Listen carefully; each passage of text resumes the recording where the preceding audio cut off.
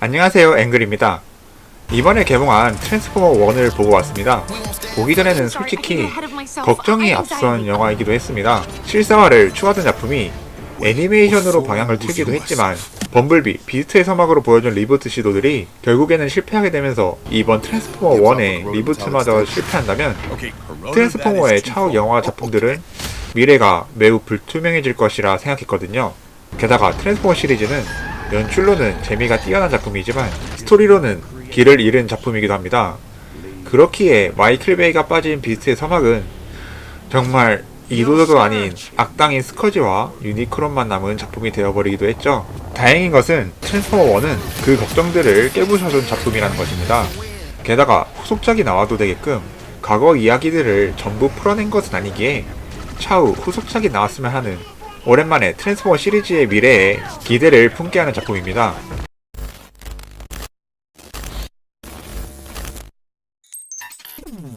트랜스포머 1은 누구를 중점으로 이야기를 풀어나갈지에 대한 중심을 잘 잡은 영화입니다.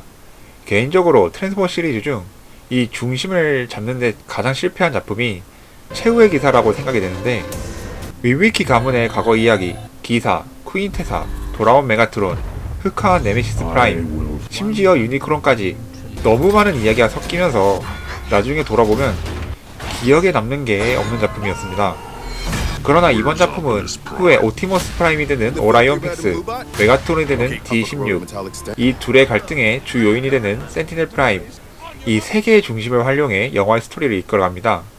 그렇기에 왜 친구였던 둘이 후에 오토봇과 디세티콘의 리더가 되면서 그들이 지키고자 했던 행성, 사이버트론을 역으로 황폐화시킨 전쟁까지 이끌게 되었을까에 대한 이야기를 성공적으로 풀어내었습니다.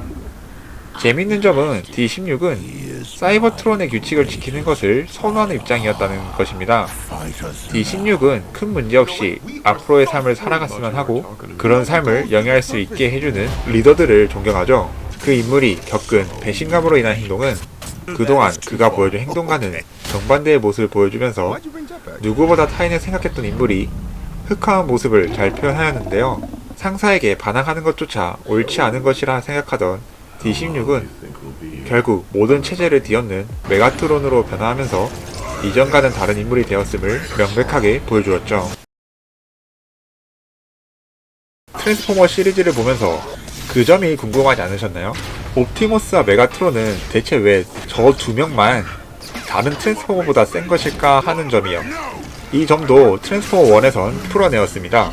놀라운 점은 그 점을 트랜스포머들의 정체성과 연관지어 설명해내었다는 것인데요. 리뷰 대본을 작성하면서 생각해보니 이 둘만 다른 트랜스포머들보다 강한 이유는 그 정체성의 의미와 충돌하는 점이 있긴 하지만, 트랜스포머 시리즈가 원래는 지구에 도착한 오토봇과 디세티콘의 이야기를 중점적으로 다루는 스토리이다 보니 그 이전 스토리는 나중에 만들어진 만큼 어떠한 상징물의 의미부여에 있어서 충돌이 일어나는 것은 자연스러운 일이겠구나 싶긴 하더라고요.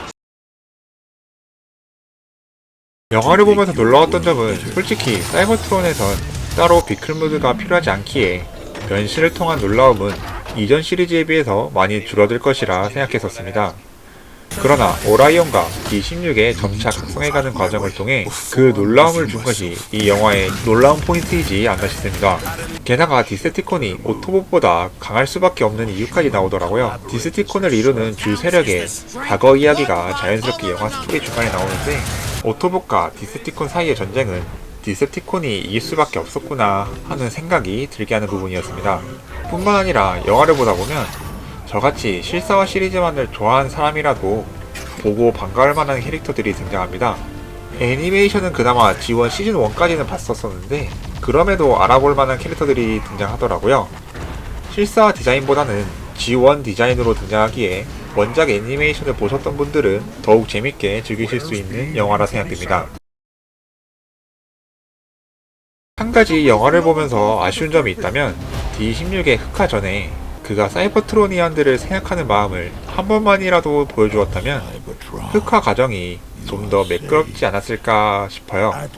폴른과 센티넬 프라임, 메가트론으로 이어지는 과정을 정말 훌륭하게 녹여내었고, 심지어 디세티콘 빅3라 불리는 스타스크림, 쇼크웨이브, 사운드웨이브의 합류까지도 원활하게 표현해낸 영화이지만 D16이 메가트론이 되는 과정은 매끄럽기보다는 지금 좀 더 화를 내야 나중에 메가트론이 될 법하지 라는 생각이 드는 스토리라인을 가지고 있습니다.